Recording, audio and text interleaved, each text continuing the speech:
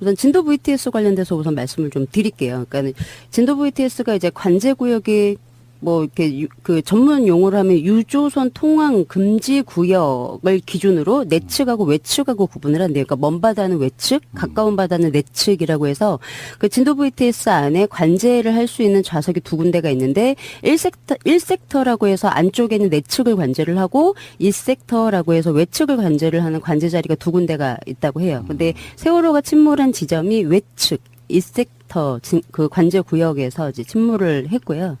그리고 이제 그 연안 그 해상 교통 관제 운영 및 관리에 관한 규칙 보면 연안 해상 교통 관제 업무가 하는 일이 선박의 좌초 충돌 등의 위험이 있는지를 관찰하고 해양 안전 예방 등 선박 안전 운행을 위하여 정보를 제공하는 업무. 다들 아시는 부분이에요. 근데 여기서 이제 제일 그 초반에 문제가 됐던 게 세월호가 진입하면 진입 보고를 받아야 되는데 진입 보고도 안 받았잖아요. 왜 물어보지 않았어라고 해서 그것 때문에 문제가 많았어요. 근데 그 진도 VTS에는 뭐 그러니까 항만이 이제 그 예전에는 국토부고 지금은 해수부 소속인데 항만 VTS 같은 경우에는 해당 관제 관할이 들어오면 보고를 하도록 되어 있는 규정이 있는데 연안 VTS는 그런 규정이 없기 때문에 세월호도 보고를 하지 않았고 진도 VTS 관제에서도 물어보지 않았다. 근데 이게 문제가 되지 않았다라고 이제 얘기를 했어요. 진도 VTS 사람들이.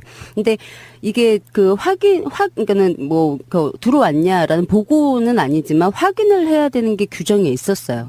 그러니까 방금 제가 말씀을 드렸던 것처럼 그 해상교통관제 운영 관리 규칙에 보면 집중 관제 대상 선박이 있어요. 그러니까는 집중해서 봐야 되는 그게 이제 어떤 게 있냐면 첫 번째가 국제 항해에 취항하는 선박.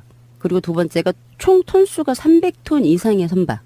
그리고 해사안전 뭐 시행 규칙에 따라서 위험 화물선 있잖아요. 그리고 선박 자동 식별 장치를 설치한 50톤 이상의 예선이나 뭐 예인선. 길이가 200m 이상인 예인선은 이제 그 봐야 되는 거고요. 여객선, 도선선, 선박 뭐 이접안용 예선 뭐 요런 거 선박을 이제 집중해서 봐야 되고 기타 해양경찰청장에 필요하다고 인정하는 선박 이렇게 6가지를 집중해서 관제를 해야 되는 선박으로 규칙에 적혀져 있어요. 그러면 세월호 같은 경우에는 300톤 이상에 해당하는 선박이고 여객선이 진도 VTS 관제구역으로 진입을 했을 때 관제사들이 집중을 해서 봐야 되는 선박인 거죠. 예. 그리고 세월호가 침몰할 당시 그 관제 해역 내에 그 선박이 총 그 82대 정도가 있었는데 이 중에서 집중해서 관제를 해야 될 선박이 세월호 포함해서 18대밖에 없었다는 거죠. 근데 관제를 제대로 이제 안 해서 문제가 됐던 거고요. 이제 방금 제가 말씀을 드렸지만 그 센터 그 관제할 수 있는 자리가 두 군데고 이제 1섹터가 모니터가 4대가 있고 2섹터가 모니터가 3대가 있어서 관제를 할 수가 있고 교신 같은 경우에는 SSB라고 해서 뭐 여러 번 설명드렸지만 어선들과 이제 교신할 수 있는 예, 그게 있고, 그 다음에 그 지능형 해상 교통 관리 시스템 모니터가 또 있고, 그 다음에 경찰 지휘망 교신기가 있고, 그 다음에 V패스, 이게 소형 어선 위치 표시하는 장치예요. 그걸 이제 확인할 수 있는 모니터가 있어요. 그리고 이제 그 뒤쪽에 보면 뭐 업무용 컴퓨터들이 있고, 이제 요렇게 되어 있는데, 진도 VTS에서 교신하는 주파수가 이제 전에도 여러 번 말씀드렸지만 67번 채널이고, 호출 응답용으로 해서 그 16번 채널이라고 적어놨어요. 특이하게. 그리고 방송용은 6번 채널로 방송을 한대요. 예, 요거는 이제 공개 안 된 채널들이에요. 근데 방송용이 6번 채널이라고 했다라고 하면 세월호 그 침몰했을 때 진도 그 세월호 침몰 내용에 대해서 6번 채널에서도 했을 가능성이 있겠죠. 예, 근데 뭐 그렇습니다. 그래서 예, 요런 채널들을 가지고 이제 관제를 진행을 했고요. 그러니까 진도 VTS 관제사들의 이제 그 관제 절차를 보면 관찰 확인을 우선 하는 게 있는데 이게 이동 중인 선박 뭐 좌초나 충돌 등의 위험이 있으면은 모니터링 하는 거고 그다음에 정보 제공을 해주는 거예요. 이게 뭐냐면 관제센터에서 필요하다고 인정하거나 선박에서 요구할 경우 뭐 안전하게 그 항해를 하기 위해서 뭐 기상 조건이나 아니면은 선박 통항 위험 요소 같은 거를 당연히 이제 제공을 해야 되죠. 해양 사고 예방할 수 있는 정보 같은 거 제공해야 되는 거고 그다음에 조언하고 권고라는 게 있는데 이게 교통해상 운영자가 보유하고 있는 지식이나 뭐 정보 같은 걸 토대로 역시 선박의 안전 운항을 위해서 참조될 수 있는 정보를 제공하는 거. 그리고 마지막으로 지시라는 게 있는데 이게 법규 또는 규정에 명시되어 있는 사항을 따르도록 하는 것과 명백한 사고 위험에 처할 우려가 있는 경우 시정 또는 안전 조치를 요구하는, 그러니까 진도 관제사들의 얘기를 선장들한테 얘기해서 강제를 할 수 있는 가장 강한 지시래요. 지시라는 게. 예, 그래서 선박이 위험에 처할 우려가 있는 경우 반드시 이제 시정을 하거나 안전 조치를 요구를 할 수 있다. 이게 있어요. 그리고 근데 진도 관제사들이 많이 얘기를 했죠. 단 선박의 안전한 운항을 위한 선장의 권한을 침해할 수는 없다. 예. 그래서 요 항목을 이유로 관제사들이 그 진도 VTS가 물론 뭐 승객들을 탈출을 시키려고 해서 진도 VTS에 물어봤던 건 아니지만 승객들을 탈출시키면 구조할 수 있겠냐라고 물어봤을 때 뭐 그쪽에서 상황을 잘 아니 선장 당신이 알아서 해라라고 얘기를 할 게 아니고 이제 방금 제가 말씀을 드렸던 것처럼 명백한 사고 위험에 지금 처한 상황이기 때문에 진도 관제사가 승객들 지금 상황 어떠냐. 구명조끼 입혔냐? 입혔으면 다 밖으로 빼라. 일단 이걸 지시를 했어야 된다는 거예요. 그리고 여기서 얘기하는 선장의 권한이라는 건 선박이 안전하게 운행하기 위한 권한은 침해하면 안 된다는 거지 선박이 위험한 상태에 있는 선장의 권한도 침해하면 안 된다는 게 아니거든요. 그럼 얘기를 했어야 된다는 거죠. 근데 안 했어요. 그러면서 이 얘기를 하죠. 선장 권한이라고 우리가 침해할 수 없다고. 네. 근데 다 아시겠지만 진도 VTS 관제사들도 해경이죠. 기본적으로 국민의 생명을 지켜야 될 의무가 있는 사람들이에요. 네. VTS 이야기가 나와서 하는 이야기인데 네. VTS가 한글로 우리나라 말로 풀면 해상 교통 관제 시스템이에요. 네, 맞아요. 근데 이게 군데군데 있는 거잖아요. 네. 진도에도 있고 제주도에도 있고 네, 뭐 그 외에도 어떤 굉장히 많이 있죠. 네. 관제 시스템이라고 하는 건 전반적으로 그냥 내버려 두면은 교통사고 위험도 있고 해상 사고의 각종 위험들이 있기 때문에 VTS가 존재하는 이유는 안전한 운항을 위해서 그걸 통제해주고 관리해주는 시스템인 거잖아요. 맞습니다. VTS가 만약에 잘했다고 하면 세월호 네. 사건의 희생자를 많이 줄일 수 있었을까요? 아, 그럼요. 줄일 수 있어. 그러니까는 좌초되는 것까지는 막지는 못했겠지만 초기에 이제 왜냐면은 정부에서 내는 항족도가 그냥 이렇게 쭉 가다가 이렇게 넘어진 게 아니고 이렇게 회전을 하잖아요. 그게 이제 제대로 관제를 하고 있었으면 보고 있었겠죠. 그리고 이제 정부에서 얘기를 하는 건 49분의 회전을 했으니 49분에 제일 먼저 뭐 신고 전화가 들어오기 이거 말고 먼저 눈으로 볼 수 있었던 사람들인 거죠. 진도 VTS 사람들이.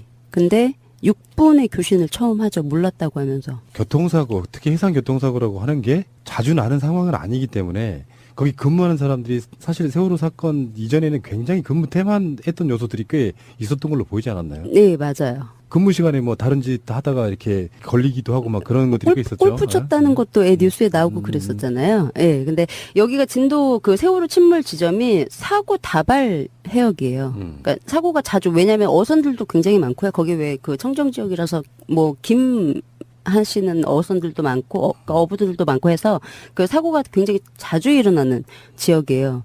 근데 이제 이렇게 이제 요렇게 해서 일단은 업무를 봐야 되는 게 맞는 건데 그때 이제 뭐 탈출 여부를 물어봤을 때 나는 모르겠으니 당신이 알아서 해라라고 해서 책임을 이제 떠밀었다는 게 이제 확인돼서 말씀드리는 거고 일단 근무 형태를 좀 말씀을 드리면 FM대로 하면 팀장 1명이 팀원이 3명이에요. 여기 이제 3팀이 있습니다. 진도 VTS에. 네, 3팀이 로테이션으로 돌아가면서 24시간 근무 형식을 띠고 있고요. 예, 그게 뭐 24시간 일하면 24시간 뭐 휴식 아니면 24시간 대기 이렇게 해서 3팀이 이제 돌아가는데 한 팀이 이제 주간에는 1시간 30분 단위로 업무가 로테이션이 되고 저녁에는 1시간 단위로 로테이션이 되는데 이게 이제 총 팀원이 그럼 팀장까지 해서 4명인 거잖아요. 그러면 이제 저희 업무를 시작하면 이제 첫 번째 사람이 1섹터에 앉고 그 다음에 2섹터에 앉고 그 다음 사람이 상황 대기라는 걸 하고 그 다음 사람이 전체 관제라는 걸 해요. 이렇게 해서 1시간이 지나고 나면 그 다음 사람이 다시 1섹터에 앉고 1섹터에 앉던 사람이 2섹터에 앉고 이렇게 돌아가는 예. 이렇게 해서 이제 근무를 하는데 상황 대기라는 게 이제 뭐 1섹터, 2섹터는 아까 말씀드렸지만 내측하고 외측하고 관제를 하는 거죠. 그 업무를 하는 거고 상황대기라는 건 주간 관제사의 업무를 보조하는 역할로 외부에서 걸려온 전화를 응대하거나 왜냐하면 관제사가 관제를 하다가 눈을 띄면 관제를 할 수 없는 거잖아요. 화면을 이제 계속 봐야 되는데 1시간 동안 뭐 전화가 오거나 그러면은 이제 요 상황대기자가 전화를 받거나 관제구역 내에서 발생하는 사고에 관해서 뭐 수사 자료 같은 걸 이제 확인을 하거나 1일 보고서 작성 같은 이제 업무를 하면서 이제 상황 대기라는 걸 하죠. 그리고 전체 관제라는 건 상황 대기랑 유사하긴 한데 그 워크스테이션이라고 해서 관제사 뒤쪽에 또 공간이 책상 같은 게 있어요. 뒤쪽에 디브리핑 장비 같은 거에서 이제 디브리핑이 전체 자기 뭐 업무를 볼 수 있는 포털을 열어볼 수 있거나 이제 그런 컴퓨터인데 거기에서 휴식을 취하거나 그 관제 외에 다른 업무를 하면서 유사시에 즉시 관제 업무에 투입이 될 수 있는 상태로 대기하는 것을 이제 얘기를 하죠. 이렇게 해서 돌아가요. 이게 정상 근무 방법이에요. 예. 근데 이제 요게 이제 정상 근무 방법인데 진도 VTS 관제사들의 근무 형태를 보면 1섹터 관제사가 1섹터와 2섹터 외측 내측을 모두 다 관제를 했어요. 혼자. 예, 혼자. 그리고 그 외 나머지 사람들, 그러니까 2섹터 관제사와 상황 대기 그리고 전체 관제의 대기 이제 전체 대기를 하는 그 진도 VTS 관제사들은 그냥 휴식을 취했다는 거죠. 예. 근데 이제 기선형 관제사의 그 검찰 진술 좀 내용을 보면 11시부터 3시까지 이동 선박이 좀 거의 없대요. 진도 해상에. 그래서 교신 같은 것도 이제 할 일이 없고 해서 이 섹터 관제를 시작함과 동시에 몇 분 정도 자리에 착석을 했다가 사무실 안쪽에 있는 행정용 컴퓨터 쪽으로 이동해서 다른 업무를 하거나 휴식을 취한다는, 예. 그래서 근무가 끝나갈 무렵 다시 관제석으로 돌아가서 교신 일지를 정리하는 작업을 평소에 했었다라고 얘기를 하죠. 예, 그리고 20시경이나 7시경은 관제 수요가 더 많은 시간에는 좀 더 자주 보조 관제를 하거나 계속 관제석에 앉아 있는 경우가 있다고 얘가 얘기를 했어요. 그러면 뭐 배들이 많지 않은 시간에는 거의 뭐 관제를 안 했다고 이제 볼 수가 있는 부분이고 또 하나가 그 광주 지원에서 뭐 C팀에 있는 노영현의 관제사가 얘기를 하는 게 야간에 근무할 때 1섹터 근무자는 뭐를 하냐고 어떤 일을 하냐고 그러니까 이 사람이 얘기하는 게 관제석 뒤쪽에 있는 업무용 컴퓨터가 놓여 있는데 책상에서 졸기도 하면서 쉬고 있었고 상황대기나 전체 관제사는 소파에서 잠을 자거나 업무용 컴퓨터가 놓여 있는 책상에서 잠을 자기도 하고 휴대폰 등을 하면서 쉬고 있었습니다. 라고 얘기를 하고 저희 조 같은 경우 대부분 이런 식으로 근무를 하고 제가 근무 조정으로 다른 근무조에서 근무를 할 당시에도 1섹터 근무자를 포함한 상황대기 전체대기 근무자들은 소파나 라꾸라꾸 침대가 있대요. 라꾸라꾸 침대나 2층 침대에서 잠을 자는 것으로 알고 있다고. 뻔히 그림이 보이거든요. 아까 처음에 네. 제가 말씀드린 것처럼 네. 늘상 뭐 긴장해야 되는 그런 자리가 아닌 건 사실 맞을 거예요. 네. 보통 이제 8시간 교대 근무. 네. 3개 팀이 이렇게 로테이션으로 돌아가면서 하는 근무 형태를 취하고 있을 거라고 보고요. 네네. 그럼 이제 관제사들이 이렇게 앉아가지고 네. 레이더 영상 같은 거 네. 이런 게 모니터가 이렇게 쫙 한 뭐 7개, 8개, 9개 예. 이렇게 그거를 다 들여다보는 과정인데 네. 평상시 땐 그렇게 근무할 수 있다고 생각해요. 네. 사람이 어떻게 무슨 사고도 없는데 그런데 사고가 나서 뭔가 어떤 비상 상황이 벌어졌다고 하면 사실은 지금 근무하는 사람보다 훨씬 많은 사람이 투입돼서 뭔가를 이렇게 뭐 일사불란하게 조정을 해줘야 되거든요. 네, 맞아요. 근데 그 사고 이후에도 그게 없었다는 거잖아요. 네. 뭐 일단 관제를 제대로 안 한 거잖아요. 근데 이게 진도 VTS가 일반 다른 VTS보다 관제할 구역이 굉장히 넓어요. 그러니까 관제 구역이 10배 정도 차이가 나는 데도 있어요. 진도 VTS랑. 그 이유를 제가 알아요. 네. VTS 해상교통 관제 시스템이 몰려 있는 곳이 있어요. 네. 그러니까 정말 멀리 가장 많이 해야 되는 대표적인 두 곳이 어디냐면 동해에 있는 VTS하고 진도 VTS예요. 그 주위에는 거의 없어요. 네. 우리나라에 총 18개가 있다고 하는데 포항, 울산, 부산, 신항, 통영, 여수, 완도, 목포, 뭐 마산, 제주, 진도, 군산, 대산, 평택, 인천, 경인 이렇게 네. VTS가 있다고 해요. 그중에 관제해야 될 해역이 네. 가장 넓은 곳 중에 하나가 바로 진도 VTS예요. 네. 그래서 그 다른 VTS랑 다르게 진도는 내측과 외측을 그래서 구분해 놓은 거예요. 네. 관제사를 2명을 앉혀놓고. 뒤도 있잖아요. 네, 자세히 섬이다 보라고. 보니까. 네, 맞아요. 그러니까 자세히 보라고. 예. 근데 그 뭐 항만 그 VTS 같은 경우에는 이렇게 한 명이 이제 한 명이 아니고 관제사들이 전체 해역을 다 보는데 이것 때문에 진도는 나눠놨거든요. 1섹터, 2섹터를. 그래서 나눠놓은 건데 이렇게 지금 근무를 하고 있어요. 근데 제가 처음에 이제 그 진도 VTS 뭐 이런 자료들을 보기 전에 짐작은 했어요. 1명 정도는 잡겠다. 네, 한 명 정도는 잤겠지. 예, 그거는 이제 짐작을 하고 있었어요. 근데 진술서를 막 읽다 보니까 한 사람이 다 관제를 하고 3명은 그럼 그냥 잔 거잖아요. 그쵸? 한 3명은 잔 거예요. 그래서 계속 이제 읽다 보니 이제 진술서를 하나를 좀 더 말씀을 드리면 이제 그 이가별 관제사의 그 진술 내용을 보면 6시경부터 1섹터 근무를 한, 이게 영상을 검찰에서 CCTV 영상을 보여주면서 이제 물어봐요. 질문을 하는데 6시경부터 1섹터 근무하는 사람이 누구인가요? 그러니까 저라고 이갑열 관제사라고 그리고 그리고 6시 25분경부터 7시까지의 동영상을 보고 어떠한가요? 라고 물어봐요. 그러니까 얘가 지금 1섹터를 보고 있잖아요. 그럼 나머지 1섹터와 뒤에 있는 사람들이 자고 있어요. 나머지 3명은 이제 1섹터를 보고 있는데 6시 25분경부터 7시경까지의 동영상을 보니 어떠한가요? 그러니까 제가 잠을 자고 있는 모습이 촬영이 되어 있습니다. 라고 얘기를 합니다. 동영상을 보면 책상에 엎드린 상태로 잠을 자고 있어 단순히 근무 중 깜빡 졸았다고 보기는 어려운데, 그러니까 6시 25분부터 1시간 근무인데 6시 25분부터 7시까지 잔 거예요. 그 25분만 모니터를 보고 나머지 그냥 계속 잤다는 얘기죠. 단순히 근무 중에 깜빡 졸았다고 보기는 어려운데 어떤가요? 그러니까 근무 중에 잠이 와서 그냥 잠을 자야겠다고 생각하고 책상에 엎드려서 잠을 잔 것입니다. 라고 얘기를 합니다. 그래서 검사가 잠자는 동안에는 관제가 가능한가요? 라고 물어보니까 불가능합니다. 라고 얘기를 합니다. 그러니까 한 명은 잤겠지가 아니고 지금 보니까 모두 다 잤죠. 이제 세월호 사건 같은 사고가 초기에 나면 네. 가장 먼저 전화를 하는 것이 이 사건을 통해 보면 119로 전화를 하는 경우도 있었잖아요. 탑승객들이. 네. 네, 맞아요. 근데 실제로 배 운행하는 사람들은 VTS로 연락을 맞아요. 먼저 하는 건가요? 네. 네, 그렇죠. VTS 해줄 수 있는 어떤 업무에 여러 가지 영역이 있을 거 아니에요. 네, 그렇죠. 전화가 오면 VTS가 이제 알아서 뭐 구조 신호도 막 해주고, 보내주고 그걸 그렇죠. 유기적으로. 예. 진도 VTS가 실제 했던 것처럼 구조에 동참해달라고 어선들도 빨리 이동을 해달라고 하면서 계속 위치를 설명을 하죠. 그런 거를 해줄 수가 있는 거죠, 당연히. 예. 다 주무시고 계시면은 그게 초동 대응이 굉장히 힘들어지겠네요. 네. 시간을 놓칠 그리고 수가 있죠. 대부분요 이게 전화가 막 오지 않는 한 어떤 경우에 모니터링만 하다 보면 모니터 속에는 거의 대부분 소리는 안 들어가 있거든요. 네.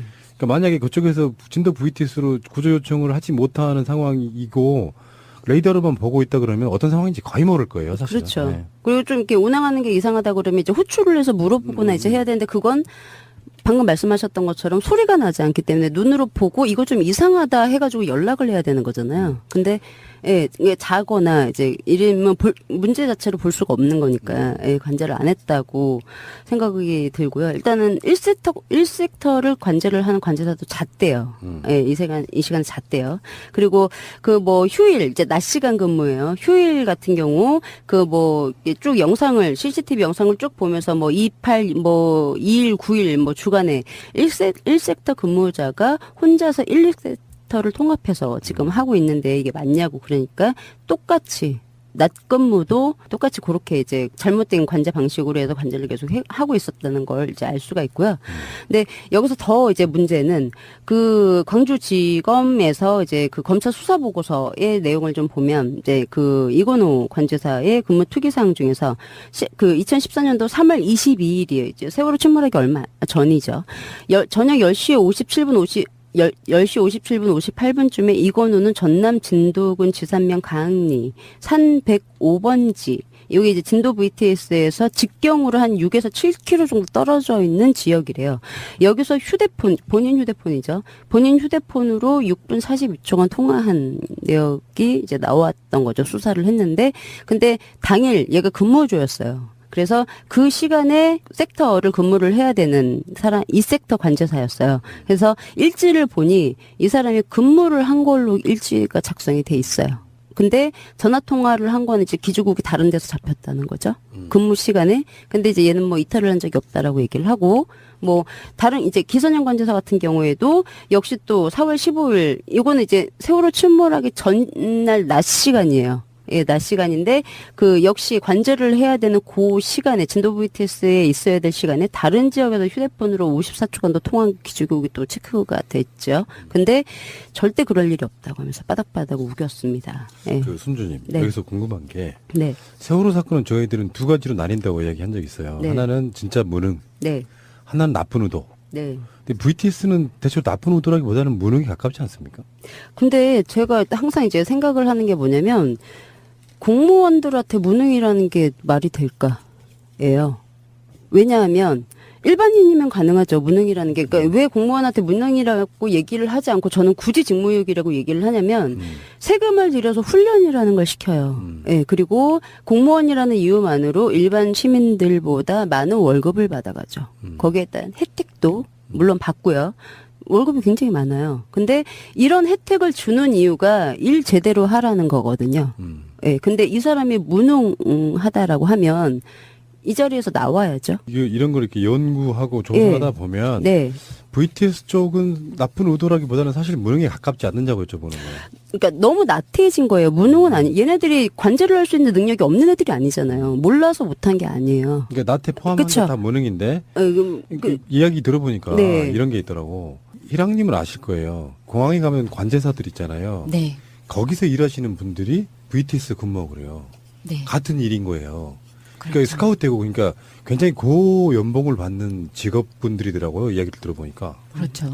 그 무능이란 표현은 이제 굳이 이제 구분을 하다 보니까 하는 이야기고 어쨌건 간에 이제 우리는 이런 게 있었잖아요. 나쁜 의도가 얼마큼 개입되어 있느냐가 주로 이제 의혹을 파헤치는 것에 주가 되다 보니까 제가 여쭤본 질문이었고요. 아, 예. 그것이 잘했다 이런 건 아니고. 네.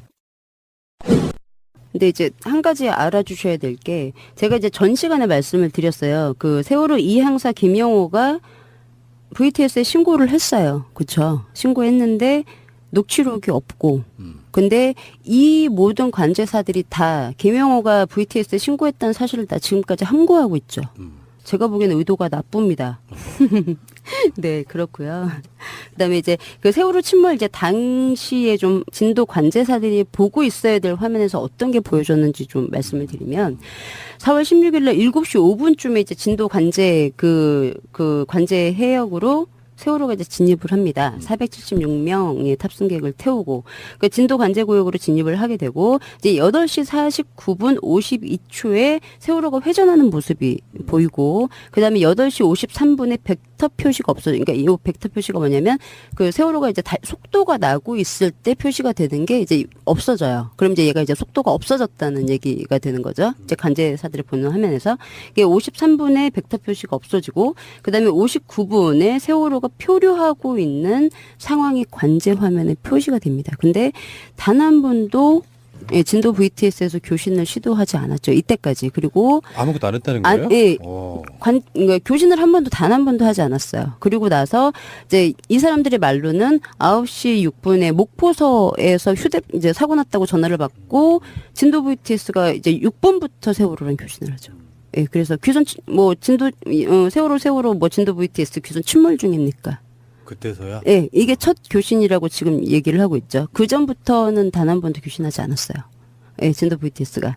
근데 요게 이제 그 도메인 워치라는 게 있잖아요. 선박이. 이제 이게 뭐냐면 그 선박을 기준으로 동그랗게 이제 회전 반경으로 500에서 700m 정도 범위 안에 다른 선박이 들어오면 깜빡거리거나 경보음을 울려서 관제사들 주의를 환기시켜서 이제 뭐 조심하라고 방송을 한다던가 안내를 한다던가 이제 그런 기능으로 도메인 워치라는 걸 설정을 하는데 관제 화면을 보면 세월호가 진도 그 관제상으로 들어와서 7시 8분 7초에 상대 선박이 지나가면서 상대 선박에 설정되어 있는 도메인 워치가 이제 깜빡거려요. 그러니까 세월호가 이제 그 범위 안에 들어가서. 근데 그때도 진도 VTS는 교신하지 않죠. 그리고 8시 34분 10초에 사명호라는 배가 세월호 도메인 워치 안으로 들어와요. 그래서 다시 또 깜빡깜빡해요. 근데 역시 진도 VTS는 교신하지 않아요. 그래서 뭐 여러 차례 얘기를 했어야 되는데 단 한 번도 교신이 없다가 9시 6분에 이제 저들의 얘기는 이제 교신을 하게 첫 교신을 이제 하는 거죠. 그리고 이제 세월호가 침몰을 한 시간이 뭐냐면 진도 VTS에서 합동 관제 시간이 합동 근무 시간이라고 해요. 그러니까 요 시간이 뭐냐면 전일의 근무자가 그 다음 날 새로 근무한 사람들한테 야간에 뭐 무슨 일이 있었는지 그런 이제 업무를 인계를 하는 건데 요때는 특이하게 1섹터와 2섹터에 기존 근무자와 새로 그 위임을 받은 근무자가 2명씩 앉아서 15분 동안 합동 관제라는 걸 해요. 그러니까 지금 뭐 1섹터에도 2명이 앉아 있어야 되고 2섹터에도 2명이 앉아서 관제를 하고 있는 이 시간이 45분부터 9시까지예요. 합동 관제 시간이. 그러면 세월호가 돌고 표류를 하고 있을 그 시간이거든요. 15분이면. 근데 아무도 관제를 안 했다는 거죠. 4명이 보고 있었는데. 그건 진짜 이상하네. 네. 이거는 뭐 아까 제가 이제 그래서 순주님이 무능이란 말에 약간 좀 알레르기를 보이셨구나. 그 정도 되면은 그 정도면 못 볼 수가 없는데 네. 네 명이 네. 앉아 있었대요. 예. 근데 교신이 없었죠. 이상하네요. 그건 예. 그것도 이상하네. 예. 그래서 이제 그 진술을 그 당일날이죠. 당일날 합동관제 근무를 했냐고 물어봤어요. 제대로 했냐고 니네들. 그러니까 그 합동관제에 같이 참여해야 될 관제사가 통상의 그 VTS 내에서 합동 그 근무는 이루어지지 않았다고. 예. 그날도 합동 관제 없었다고. 근데 이제 저는 그런 누구 말한 것처럼 순수해서 그런지 모르지만 네. 그 많은 어떤 사람들을 구워 삼는 건 사실 불가능하다고 보거든요. 그렇죠. 그 더군다나 직접 현장에 있지도 않은 VTS까지 뭔가 의도성은 있지 않을 거라고 나름대로 맹신하는 부분이 있기 때문에 여쭤보는 건데 네. 그것도 좀 이상하긴 하네요. 진짜 예. 이상하네요. 네. 예. 예, 저는 이제 마음이 나쁘기 때문에 저는 의도 성이 조금이라도 있다. 그러니까 그 이제 그 푸나님 말씀대로 양심이라는 게 있다면 지금이라도 좀 얘기를 해야 되는데 예, 지금도 자기네들의 안위를 위해서 예, 아이들의 죽음 304명의 죽음에 대해서 침묵하고 있는 자들도 이들이 있거든요. 예. 그렇죠. 예, 그래서 저는 그닥 그렇습니다. 이제는 그 미움이 넘어서 증오에 가까운 그렇죠 사실 솔직히. 네. 예, 그렇습니다. 교신이 제주하고 세월호하고가 언제부터라고 지금 기록돼 있는 거죠? 제주 같은 경우에는 8시 55분 강원식 일항사가 처음에 한 거고요. 예, 진도 같은 경우에는 세월호에서 한 게 아니고 진도 VTS에서 9시 6분에 예, 처음 시작을 했다고 나오죠. FM대로. 예, 근데 그게 뭐 아니라고 제가 저번 주에 방송으로 말씀을 드렸죠. 예. 예, 그래서 이런 부분을 다 지금 숨기고 얘기를 안 하고 있다는 거죠. 이 관제사들이. 예, 그리고 이제 무사히, 근데 더더군다나 직무유기가 아니라고 해서 대법부에서 무죄까지 난 예, 상황입니다. 현재. 예, 그래서 7월 6일 날 역시 광주 지원에서 2014년도 7월 6일 날 광주 지원에서 진술한 부분을 보면 이제 이런 그 문제 있는 근무 형태가 계속 이루어지는데 이 사람들도 관제하는 센터장이라는 사람이 있잖아요. 또 그 관제사들을 뭐 근무를 이제 그 체크를 하고 하는 센터장들이 있어요. 근데 그 16일 날 7시 30분부터 9시까지 그 근무를 하는 그 시간에 원래 이제 1섹터에 그 정한철 팀장이 앉아 있어야 되고 2섹터에 이건호 관제사가 앉아 있어야 되는데 1섹터에서 8시 25분까지 관제를 하던 이제 그 정한철 관제사가 뒤로 가고 휴식을 취하고 있던 이건호 관제사가 이제 그 관제를 대신하게 돼요. 뭐 업무 뭐 일지 같은 게 쓸 게 뒤로 가서 이제 근무를 따로 보고 있는데 이 사람이 진술하는 게 뭐냐면 센터장님도 오셨기 때문에 이게 지금 아침 7시 30분부터 9시면 지금 센터장이 출근을 했을 시간이에요. 센터장님도 오셨기 때문에 정상적인 근무 형태로 되돌아와야 되는데 정한철 팀장이 1섹터 제자리로 돌아오지 않았다고 그렇게 얘기를 한 진술 내용이 있어요. 그러니까 이거는 지금 센터장이 그 진도 VTS 안에 있는 이제 같이 근무를 하고 있는 상태에서 지금 2섹터는 관제사가 없는 거고 1섹터에 근무해야 될 정한철 팀장은 뒤쪽에 가서 뭐 그 서류 작성을 하고 있는 거고 2섹터의 관제사가 지금 1섹터에 앉아 있는 거죠. 예, 이상한 이런 형태를 띠고 있다고 얘기를 하는 거예요. 그다음에 이제 정한철 정한철의 진술을 보면 16일날 7시 30분부터 9시경까지 예, 업무 어떤 거 있냐고. 그러니까 원래는 1섹터 자기가 관제를 해야 되는데 그렇지 않고 9시 15분경부터 9시까지 관제 업무 하지 않았다고. 대답을 해요. 그래서 2섹터에 있는 관제 요원이 자기 자리로 와서 관제를 좀 대신했고 자기는 뒤쪽에 있는 PC에서 우수 관제 사례를 보고 있었다고 그거 작성을 했다고. 그러니까 뭐 업무를 제대로 안 봤다는 거죠. 세월호 침몰을 한 당일날 이제 낮에 이렇게 이제 근무를 했다고 얘기를 하는 거고. 예. 그래서 이제 이게 언제부터 그러면 지금 그 진도 VTS가 원래 항만에서 그 관리를 하던 VTS였는데 이게 연안 VTS라고 해서 해경 쪽으로 이제 이관이 된 VTS예요. 이게 2010년도에 이관이 됐었는데 그럼 언제부터 이렇게 이제 변칙 근무가 있었느냐를 좀 보면 원래 처음에 항만에서 연안 그러니까 해경 관할로 넘어올 때까지 섹터를 구분하지 않았대요. 그냥 다 같이 봤었는데 사고가 한 번 있었대요. 그 초반에 2010년도 넘어오고 나서 초반에 사고가 있어서 그때부터 이제 1섹터, 2섹터 이제 이를 관제를 나눠서 이제 하게 줬다고 하죠. 정밀 관제를 위해서. 예, 그래서 2명을 이제 앉혀놓고 나눠서 했는데, 근데 문제는 이제 항만에서 넘어온 관제사들이 있었어요. 이제 이 관제사가 이가별 이제 관제사인데, 이 사람이 쓴 내용을 보면 2010년도 항만 VTS에서 연안 VTS로 관할이 변경된 초기에는 섹터 구분을 하지 않았는데 어선 충돌 사고가 있고 나서부터 섹터 구분을 했는데, 문제는 관제사들이 이 새로운 근무 형태를 적응을 하지 못해서 두 곳으로 나눠놨음에도 불구하고 자기들 마음대로 원래 하던 근무 형태로 지금까지 끌고 왔던 거예요. 4년이 넘는 시간 동안. 예. 원래 하던 형식대로 그대로 분명히 나눠놔서 한 명씩 앉아서 정밀 관제를 하라고 해서 근무 형식이 바뀌었는데 그냥 원래 항만에서 하던 근무 형태를 그대로 끌고 왔다는 거죠. 그 관성을 버리지 못하고 계속 편해지려고 하는 그런 거죠. 예, 그렇죠. 예, 그래서 그때부터 왜냐하면 이 이가별이라는 게 항만 VTS를 하다가 진도 연안 VTS로 같이 쭉 넘어왔던 사람이라서 근무 형태를 양쪽을 다 알아요. 근데 이 그 연안 VTS 사람도 저녁에 똑같이 그렇게 관제를 잘못하고 있었다는 거죠. 이 섹터 사람 없고 혼자 관제를 했대요. 연안에서도. 근데 그거를 그대로 끌고 왔다는 거죠. 예, 그래서 진도에서도 이 섹터랑 뒤에 두 사람은 다 그냥 자고 한 명만 계속 관제를 했던 거예요. 하던 대로. 그 분명히 그렇게 하면 안 되는 거였는데. 그래서 요거 근데 여기서 더 중요한 건 센터장이 이때 진도로 넘어오기 전에 항만 VTS에서 관제사를 했던 사람이에요. 진도 VTS 센터장이. 그러면 항만에서 어떻게 근무를 했는지 잘 알겠죠. 저녁에 제대로 근무하지 않고 한 명만 관제했다는 걸 너무 잘 알고 있는 사람이에요. 그리고 해경으로 이관이 되고 진도 VTS로 오면서 센터장이 된 거예요. 승진을 한 거죠. 그래서 이 상태에서 이제 야간에 노영현 관제사한테 물어봐요. 검찰이 야간에 1인 관제랑 교신한 거를 혹시 사전에 알고 있었냐고 센터장이. 얘는 지금까지 모르고 있었다고 우겨요. 지금까지 이렇게 뭐 관제를 잘못하고 있는데 자기는 지금까지 몰랐다고 4년이 지금 넘는 시간인데 그렇게 얘기를 하죠. 그래서 사전에 혹시 알고 있었냐고. 그러니까 이 사람이 뭐라고 하냐면 자세한 것은 잘 모릅니다. 그러나 센터장과 팀장들이 업무에 관하여 자주 이야기한 점. 그리고 2014년도 3월 28일 날 관제구역 내에서 이게 화물선하고 예인선하고 충돌했는데 이것도 이때도 관제를 안 해서 사고가 난 거였어요. 근데 이게 2014년도 3월 28일이면 세월호가 침몰하기 한 16일 전인 거죠. 관제를 안 해서 이제 사고가 났던 사건이 있었고 센터장이 전에 이제 해양수산부 소속 관제사로 근무를 하다가 해양경찰청으로 제가 방금 말씀드렸던 것처럼 특채를 해서 넘어온 사람이었어요. 그 센터장 같은 경우에도 야간의 근무 형태를 이제 너무 잘 알고 있는 사람이라는 거죠. 그리고 이제 오래전에 김옥석 팀장님에게 들었는데 해수부 관제사들은 혼자서 3시간을 하기도 한다고 관제를. 그래서 이 사람이 몰랐을 리가 없다.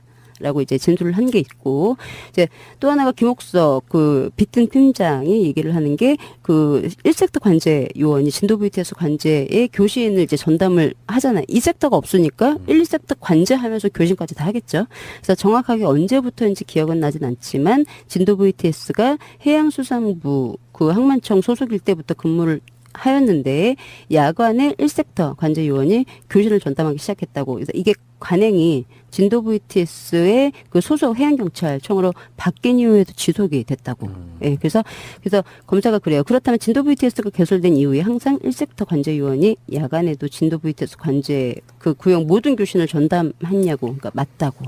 그래서 김영준 센터장의 그 변칙 근무 사실에 대해서 그 검찰이 이제 조사를 하는데 물론 모른다고 얘기를 하죠. 그 16일 날도 00시부터 9시까지 진도 연안 그 관제사들 근무 형태를 말씀해달라고 얘기를 했더니 뭐 낮에 근무는 제대로 이제 자기가 있을 때 낮 근무는 제대로 이제 쓴다고 얘기를 하고 자기가 퇴근할 때 저녁에 관제사들한테 뭐 관제를 소홀히 하는 일이 없도록 사고 예방을 위해서 관제를 철저히 하라고 지시를 했다고 이제 얘기를 하고, 근데 그 감사원 이제 감사 과정에서 자기가 이제 그제서야 알게 됐다는 거죠. 1섹터만 관제하고 나머지들은 놀았다는 거를.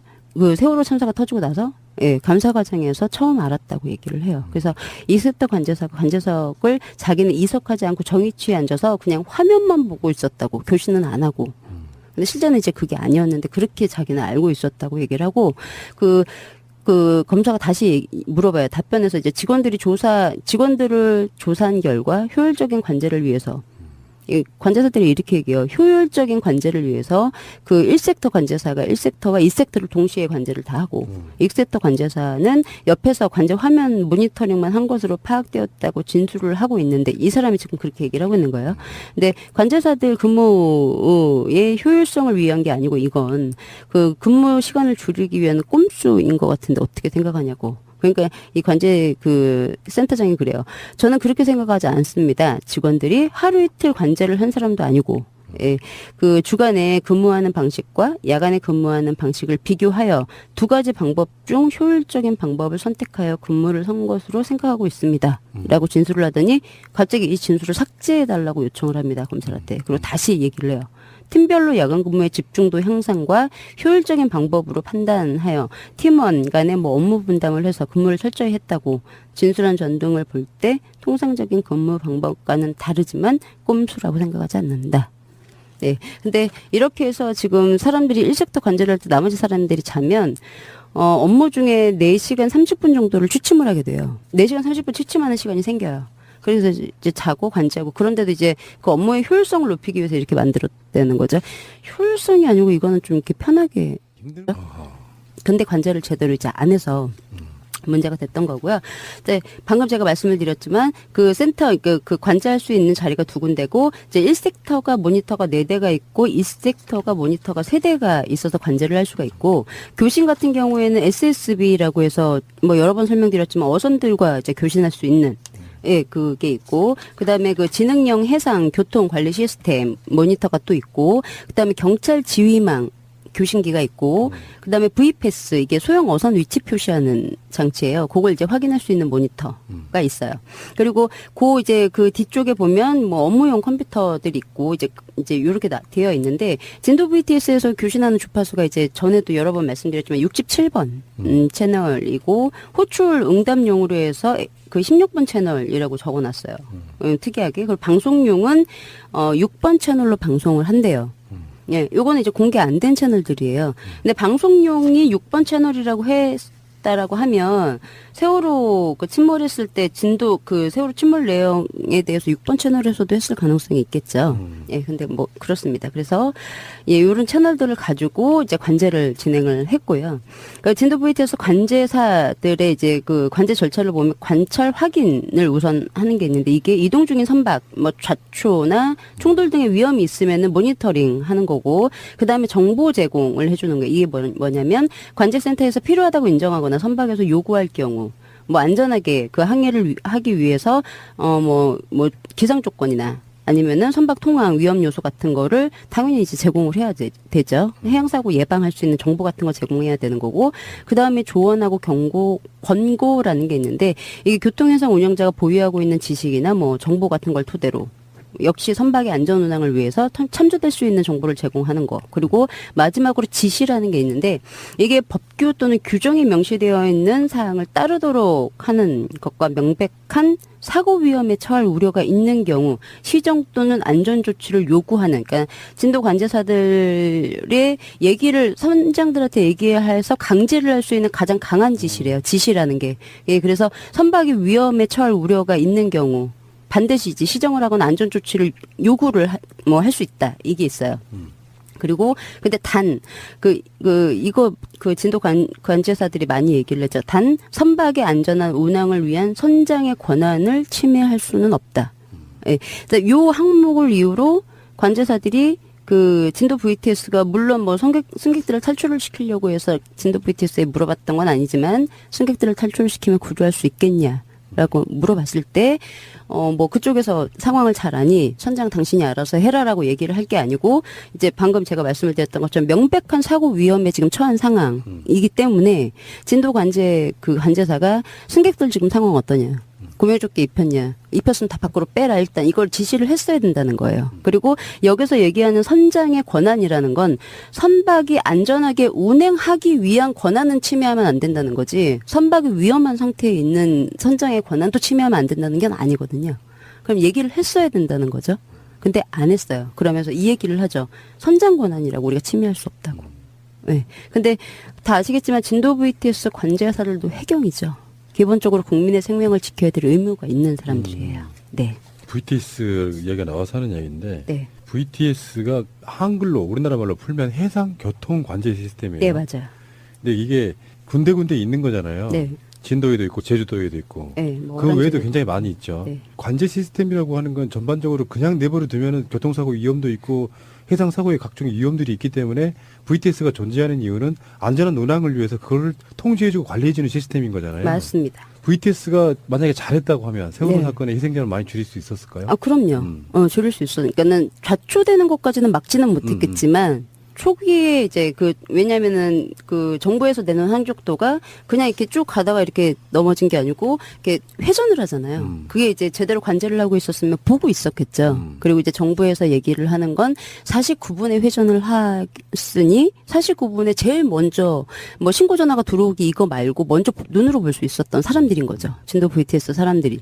근데 6분의 교신을 처음 하죠. 몰랐다고 하면서. 교통사고, 특히 해상교통사고라고 하는 게 자주 나는 상황은 아니기 때문에 거기 근무하는 사람들이 사실 세월호 사건 이전에는 굉장히 근무 태만했던 요소들이 꽤 있었던 걸로 보이지 않았나요? 네, 맞아요. 근무 시간에 뭐 다른 짓 하다가 이렇게 걸리기도 하고 막 그런 것들이 꽤 있었죠. 골프 쳤다는 것도 뉴스에 나오고 그랬었잖아요. 예. 근데 여기가 진도 세월호 침몰 지점이 사고 다발 해역이에요. 그러니까 사고가 자주 왜냐하면 어선들도 굉장히 많고요. 거기 왜 청정 지역이라서 뭐 하시는 어선들도 많고 어부들도 많고 해서 사고가 굉장히 자주 일어나는 지역이에요.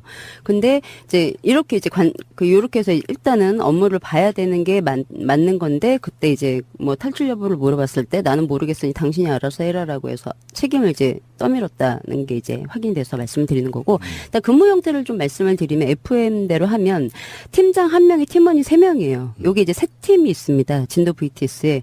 네, 3팀이 로테이션으로 돌아가면서 24시간 근무 형식을 띠고 있고요. 예, 그게 뭐 24시간 일하면 우선 진도 VTS 관련돼서 우선 말씀을 좀 드릴게요. 그러니까 진도 VTS가 이제 관제구역이 뭐 이렇게 전문 용어로 하면 유조선 통항 금지 구역을 기준으로 내측하고 외측하고 구분을 한대요. 그러니까 먼 바다는 외측, 가까운 바다는 내측이라고 해서 진도 VTS 안에 관제를 할 수 있는 좌석이 2군데가 있는데 1섹터라고 해서 안쪽에는 내측을 관제를 하고 2섹터라고 해서 외측을 관제를 하는 관제 자리가 2군데가 있다고 해요. 근데 세월호가 침몰한 지점이 외측 2섹터 관제 구역에서 이제 침몰을 했고요. 그리고 이제 연안 해상 교통 관제 운영 및 관리에 관한 규칙 보면 연안 해상 교통 관제 업무가 하는 일이 선박의 좌초 충돌 등의 위험이 있는지를 관찰하고 해양 안전 예방 등 선박 안전 운행을 위하여 정보를 제공하는 업무. 다들 아시는 부분이에요. 근데 여기서 이제 제일 초반에 문제가 됐던 게 세월호가 진입하면 진입 보고를 받아야 되는데 진입 보고도 안 받았잖아요. 왜 물어보지 않았어라고 해서 그것 때문에 문제가 많았어요. 근데 진도 VTS에는 뭐 그러니까 항만이 이제 예전에는 국토부고 지금은 해수부 소속인데 항만 VTS 같은 경우에는 해당 관제 관할이 들어오면 보고를 하도록 되어 있는 규정이 있는데 연안 VTS는 그런 규정이 없기 때문에 세월호도 보고를 하지 않았고 진도 VTS 관제에서도 물어보지 않았다. 근데 이게 문제가 되지 않았다라고 이제 얘기를 했어요. 진도 VTS 사람들이. 근데 이게 그러니까는 뭐 들어왔냐라는 보고는 아니지만 확인을 해야 되는 게 규정에 있었어요. 그러니까 방금 제가 말씀을 드렸던 것처럼 해상교통관제 운영 관리 규칙에 보면 집중 관제 대상 선박이 있어요. 그러니까는 집중해서 봐야 되는 그게 이제 어떤 게 있냐면 첫 번째가 국제 항해에 취항하는 선박. 그리고 두 번째가 총 톤수가 300톤 이상의 선박. 그리고 해사안전 시행 규칙에 따라서 위험 화물선 있잖아요. 그리고 선박 자동 식별 장치를 설치한 50톤 이상의 예선이나 예인선. 길이가 200m 이상인 예인선은 이제 봐야 되는 거고요. 여객선, 도선선, 선박 이 접안용 예선 요런 거 선박을 이제 집중해서 봐야 되고 기타 해양경찰청장에 필요하다고 인정하는 선박 이렇게 6가지를 집중해서 관제를 해야 되는 선박으로 규칙에 적혀져 있어요. 그러면 세월호 같은 경우에는 300톤 이상에 해당하는 선박이고 여객선이 진도 VTS 관제구역으로 진입을 했을 때 관제사들이 집중을 해서 봐야 되는 선박인 거죠. 예. 그리고 세월호가 침몰할 당시 관제 해역 내에 선박이 총 82대 정도가 있었는데 이 중에서 집중해서 관제를 해야 될 선박이 세월호 포함해서 18대밖에 없었다는 거죠. 했어요. 그러면 배들이 많지 않은 시간에는 거의 관제를 안 했다고 이제 볼 수가 있는 부분이고 또 하나가 광주 지원에서 C팀에 있는 노영현의 관제사가 얘기를 하는 게 야간에 근무할 때 1섹터 근무자는 뭐를 하냐고, 어떤 일을 하냐고. 그러니까 이 사람 얘기하는 게 관제석 뒤쪽에 있는 업무용 컴퓨터가 놓여 있는데 책상에서 졸기도 하면서 쉬고 있었고, 상황대기나 전체 관제사는 소파에서 잠을 자거나 업무용 컴퓨터가 놓여 있는 책상에서 잠을 자기도 하고 휴대폰 등을 하면서 쉬고 있었습니다. 라고 얘기를 하고, 저희 조 같은 경우 대부분 이런 식으로 근무를 하고, 제가 근무 조정으로 다른 근무조에서 근무를 할 당시에도 이 섹터 근무자를 포함한 상황대기 전체대기 근무자들은 소파나 라꾸라꾸 침대가 있대요. 라꾸라꾸 침대나 2층 침대에서 잠을 자는 것으로 알고 있다고. 뻔히 그림이 보이거든요. 아까 처음에 네. 제가 말씀드린 것처럼 네. 늘상 뭐 긴장해야 되는 그런 자리가 아닌 건 사실 맞을 거예요. 네. 보통 이제 8시간 교대 근무. 네.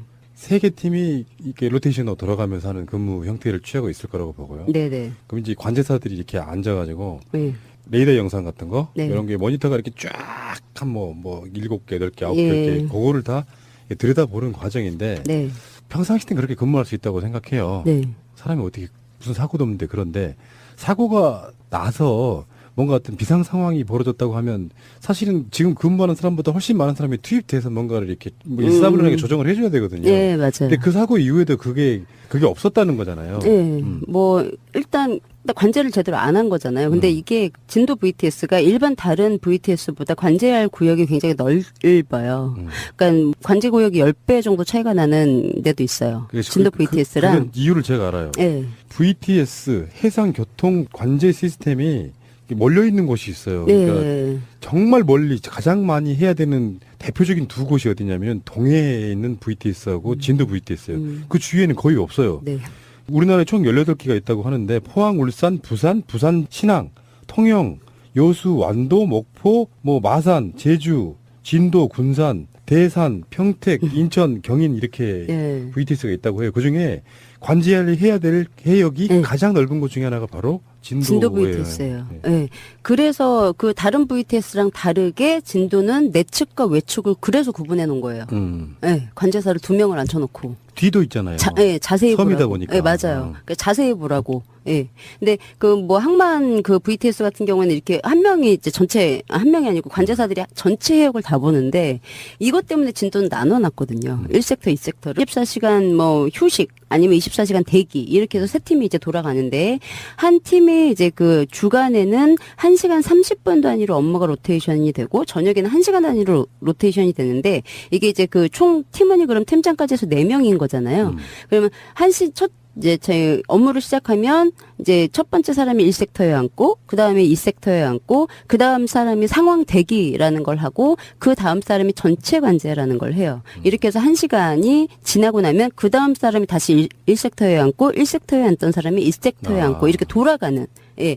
이렇게 해서 이제 근무를 하는데 상황 대기라는 게 이제 뭐 1섹터, 2섹터는 아까 말씀드렸지만 내측하고 외측하고 관제를 하는 거죠. 그 업무를 하는 거고 상황대기라는 건 그 주간 관제사의 업무를 보조하는 역할로 외부에서 걸려온 전화를 응대하거나 왜냐하면 관제사가 관제를 하다가 눈을 띄면 관제를 할 수 없는 거잖아요. 화면을 이제 계속 봐야 되는데 1시간 동안 뭐 전화가 오거나 그러면은 이제 요 상황대기자가 전화를 받거나 관제구역 내에서 발생하는 사고에 관해서 뭐 수사 자료 같은 걸 이제 확인을 하거나 일일 보고서 작성 같은 이제 업무를 하면서 이제 상황 대기라는 걸 하죠.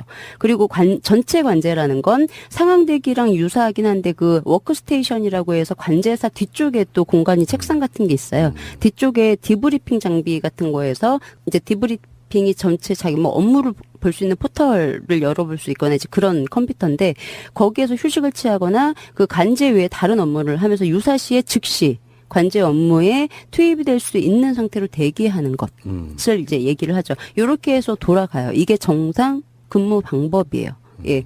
근데 이제 요게 이제 정상 근무 방법인데 진도 VTS 관제사들의 근무 형태를 보면 1섹터 관제사가 1섹터와 2섹터 외측 내측을 모두 다 관제를 했어요. 혼자. 예, 혼자. 그리고 그 외 나머지 사람들, 그러니까 2섹터 관제사와 상황 대기 그리고 전체 관제의 대기 이제 전체 대기를 하는 그 진도 VTS 관제사들은 그냥 휴식을 취했다는 거죠. 예. 근데 이제 기선형 관제사의 그 검찰 진술 좀 내용을 보면 11시부터 3시까지 이동 선박이 좀 거의 없대요. 진도 해상에. 그래서 교신 같은 것도 이제 할 일이 없고 해서 이 섹터 관제를 도착함과 동시에 몇 분 정도 자리에 착석을 했다가 사무실 안쪽에 있는 행정용 컴퓨터 쪽으로 이동해서 다른 업무를 하거나 휴식을 취해야 한다는. 예. 그래서 근무가 끝나갈 무렵 다시 관제석으로 돌아가서 교신 일지를 정리하는 작업을 평소에 했었다라고 얘기를 하죠. 예, 그리고 20시경이나 7시경은 관제 수요가 더 많은 시간에는 좀 더 자주 보조 관제를 하거나 계속 관제석에 앉아 있는 경우가 있다고 얘가 얘기를